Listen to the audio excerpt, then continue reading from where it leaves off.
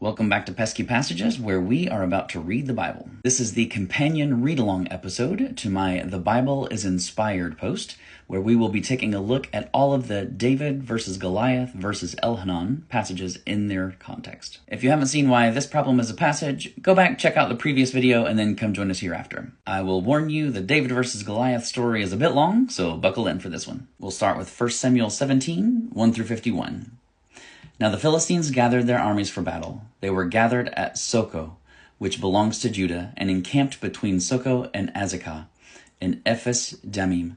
Saul and the Israelites gathered and encamped in the valley of Elah, and formed ranks against the Philistines. The Philistines stood on the mountain on the one side, and Israel stood on the mountain on the other side, with a valley between them. And there came out from the camp of the Philistines a champion named Goliath of Gath, whose height was 4 cubits and a span. He had a helmet of bronze on his head, and he was armed with a coat of mail. The weight of the coat was 5,000 shekels of bronze. He had greaves of bronze on his legs, and a javelin of bronze slung between his shoulders. The shaft of a spear was like a weaver's beam, and his spear's head weighed 600 shekels of iron, and his shield-bearer went before him. He stood and shouted to the ranks of Israel, "Why have you come out to draw up for battle? Am I not a Philistine, and are you not servants of Saul? Choose a man for yourselves, and let him come down to me. If he is able to fight with me and kill me, then we will be your servants. But if I prevail against him and kill him, then you shall be our servants and serve us." And the Philistines said, "Today I defy the ranks of Israel. Give me a man that we may fight together." When Saul and all Israel heard these words of the Philistine, they were dismayed and greatly afraid. Now David was the son of an Ephrathite of Bethlehem in Judah named Jesse, who had 8 sons. In the days of Saul, the man was already old and advanced in years. The 3 eldest sons of Jesse had followed Saul to the battle.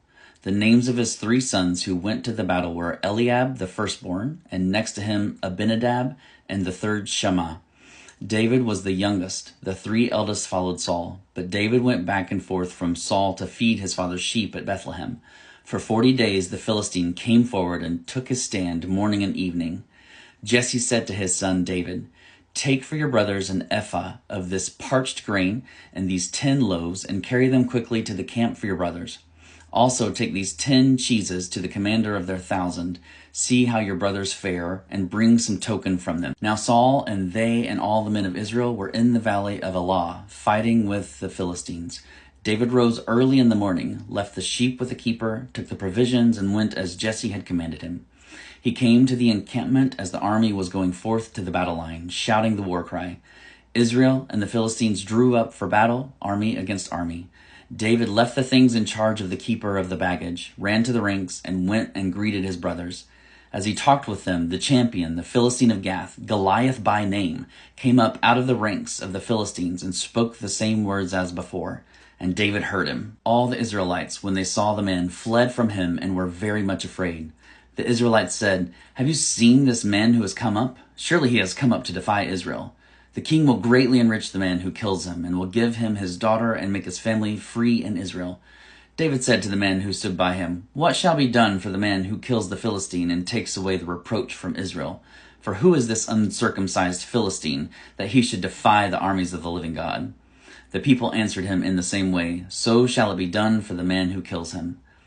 His eldest brother Eliab heard him talking to the men, and Eliab's anger was kindled against David. He said, "Why have you come down? With whom have you left those few sheep in the wilderness? I know your presumption and the evil of your heart, for you have come down just to see the battle." David said, "What have I done now? It was only a question." He turned away from him toward another and spoke in the same way, and the people answered him again as before. When the words that David spoke were heard, they repeated them before Saul, and he sent for him. David said to Saul, "Let no one's heart fail because of him. Your servant will go and fight with the Philistine." Saul said to David, "You are not able to go against the Philistine to fight with him, for you are just a boy, and he has been a warrior from his youth." But David said to Saul, "Your servant used to keep sheep for his father, and whenever a lion or a bear came and took a lamb from the flock, I went after it, and I struck it down, rescuing the lamb from its mouth. And if it turned against me, I would catch it by the jaw, strike it down, and kill it. Your servant has killed both lions and bears, and this uncircumcised Philistine shall be like one of them, since he has defied the armies of the living God." David said, "The Lord who saved me from the paw of the lion and from the paw of the bear will save me from the hand of the Philistine." So Saul said to David, "Go, and may the Lord be with you." Saul clothed David with his armor. He put a bronze helmet on his head and clothed him with a coat of mail. David strapped Saul's sword over the armor, and he tried in vain to walk, for he was not used to them. Then David said to Saul, "I cannot walk with these, for I am not used to them." So David removed them. Then he took his staff in his hand and chose 5 smooth stones from the wadi and put them in his shepherd's bag, in the pouch. His sling was in his hand, and he drew near the Philistine. The Philistine came on and drew near to David, with his shield-bearer in front of him. When the Philistine looked and saw David, he disdained him, for he was only a youth, ruddy and handsome in appearance. The Philistine said to David, "Am I a dog that you come to me with sticks?" And the Philistine cursed David by his gods. The Philistine said to David, "Come to me, and I will give your flesh to the birds of the air and to the wild animals of the fields." But David said to the Philistine, "You come to me with sword and spear and javelin, but I come to you in the name of the Lord of hosts, the God of the armies of Israel, whom you have defied.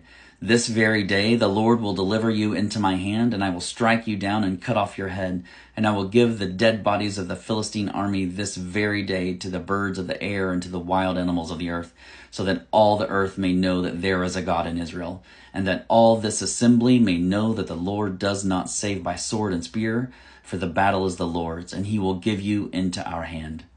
When the Philistine drew nearer to meet David, David ran quickly toward the battle line to meet the Philistine. David put his hand in his bag, took out a stone, slung it, and struck the Philistine on his forehead.